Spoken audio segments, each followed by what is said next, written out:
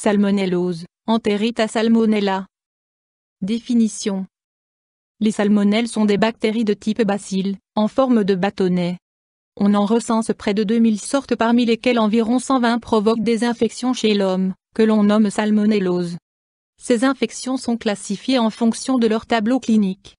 Ainsi, certaines infections se limitent au tractus gastro-intestinal et se manifestent par des vomissements et des diarrhées alors que d'autres, beaucoup plus graves, alternent l'état général comme le typhus ou le paratyphus.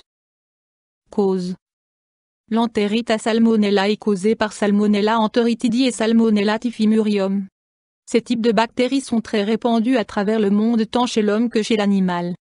Certains animaux et particulièrement la volaille constituent leur principal réservoir.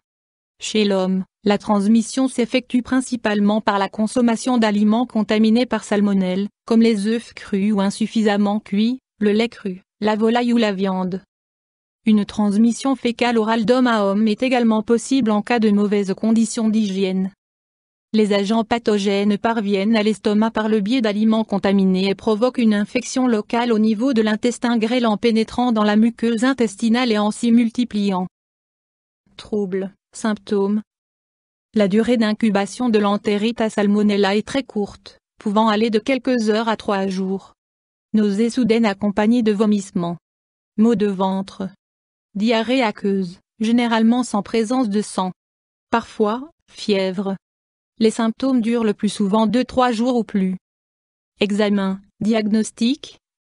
Diagnostic supposé en fonction de l'anamnèse, par exemple maladie de plusieurs personnes ayant partagé les mêmes repas. Identification de l'agent pathogène dans les selles. L'agent pathogène est rarement identifiable dans le sang. Options thérapeutiques.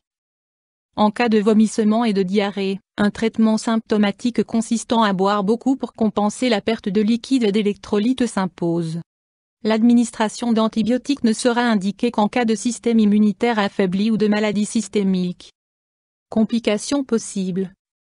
Tout particulièrement chez les enfants en bas âge et chez les personnes âgées, il existe un risque de déshydratation, langue sèche et saburale, yeux enfoncés, voix sourde, chute de la tension artérielle, crampes au mollet, thrombose, liée à une consommation insuffisante de boissons. Mesures préventives. Une première infection par salmonelle n'assure aucune immunité.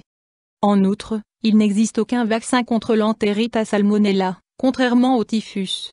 La principale protection consiste à adopter de bonnes mesures hygiéniques et de manipulation d'aliments susceptibles de contenir des salmonelles, conserver les aliments à moins de 10 degrés C, l'eau de décongélation ne devrait pas entrer en contact avec d'autres aliments, consommer immédiatement les plats à base d'œufs. Chauffer les plats au micro-ondes de manière homogène. La prudence est également de rigueur à l'étranger, cuire les aliments, les peler ou ne pas les consommer. YouTube Dr Alabé.